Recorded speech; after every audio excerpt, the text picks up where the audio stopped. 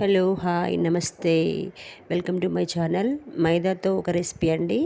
మైదాలో గీ వేసుకోవాలి. అదేంటంటే కొంచెం వేడి చేసుకొని, వేడిగా ఉన్న గీని వేసుకొని, కొంచెం సాల్ట్, వాటర్ కొన్ని పోసుకొని చక్కగా మనం చపాతీ ముద్దలా కలిపేసుకోవాలి. మరీ సాఫ్ట్గా వద్దు, కొంచెం గట్టిగా ఉండాలి. కలిపిన తర్వాత పైన కొంచెం ఆయిల్ వేసుకొని ఒక 5 మినిట్స్ పక్కగా పెట్టుకొని దాన్ని మళ్ళీ పిండి మంచిగా చల్లుకుంటూ చపాతీలాగా ప్రిపేర్ చేసుకోవాలి. సో చపాతీలాగా అని పలచగా కాదండి, కొంచెం మందంగా ఉంటే మనం ఈ కారం తొనలు కొంచెం చక్కగా పొంగుతాయి. దీన్ని ఇలా చేసుకున్న తర్వాత దీని ఎడ్జెస్ అన్నీ ఎక్స్ట్రా ఉన్నాయి కట్ చేసుకొని వీటిని స్క్వేర్ షేప్లో చక్కగా కట్ చేసుకొని మధ్యలో ఇట్లా లైన్స్ పెట్టేసుకోవాలండి. అంటే ఘాట్లు ఎలా అంటే మరీ చివర్ల వరకు పెట్టకూడదు, మిడిల్లో ఒక 4 అట్లా పెట్టాలి. నేను చూపిస్తున్నట్లు పెట్టేసి వాటిని ఫోల్డ్ వచ్చేటట్టు ఇట్లా మంచిగా మడతేసుకోవాలి.